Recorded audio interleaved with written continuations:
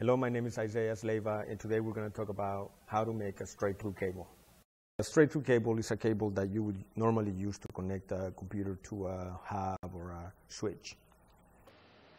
So before we actually get into the making of the cable, I want to talk about the tools that you're going to need in order to make this happen. So one of the things that you're going to need is a cable stripper. This will allow you to strip the insulation of the cable in order to expose the wires inside. A pair of scissors or dies will work as well in most cases. You're going to need a crimper tool. This tool also has a little razor over there that you can adjust to strip cables as well, but it's not as effective as having a cable stripper. You're going to need RJ45 connectors, also known as patch connectors or ice cubes. They're known as in the industry with those names. And a cable tester to make sure that the cable is put together correctly when you're done. And you're going to need cable. You're going to need Cat5 cable, similar to this one, Category 5 cable or patch cable. Color coding. We need to take into consideration is the arrangement of the wires for a straight-through cable. Both of the connectors on both sides of the cable have to be arranged in the same way. So the color coding for this arrangement of a straight-through cable is white, green, green, and then white, orange, blue, and then white, blue, orange, white, brown, and brown. So in essence, I'm looking at the cables in this direction. Step 1. Strip cable. You're going to strip the cable, that's step number 1. Give yourself about an inch or two of space to work, and you simply spin this cable, just like that, and out. Step 2. Separate twisted pairs. So what I want to do is I want to get them out of the way, make sure that they're not on top of each other.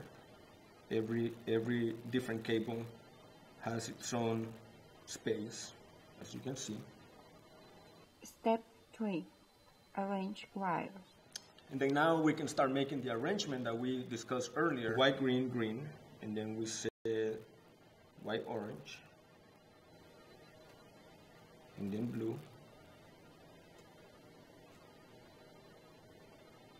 and then white, blue.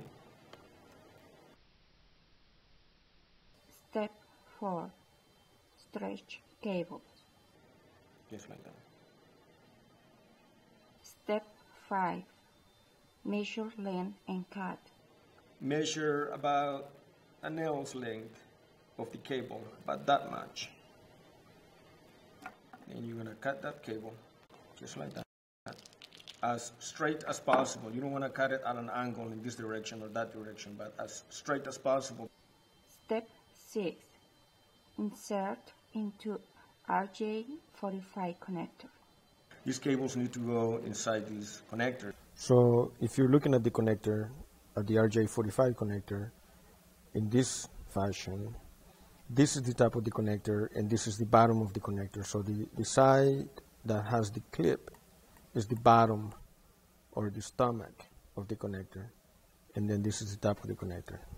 So I'm viewing the connector in this fashion before I'm inserting the cables that direction. You slide it in. You want some of the insulation to be touching the plastic all the way inside here, so that when you crimp the connector, this plastic over here grabs a hold of the white insulation. Step 7. Verify insertion. Insulation and top cables. If the insulation is outside over here, that's not a good cable. It's not a good cable. So I want to put as much of the insulation in there. But also, what you want to do is you want to see in the front of the connector, you should be able to see the copper of each wire. Step A.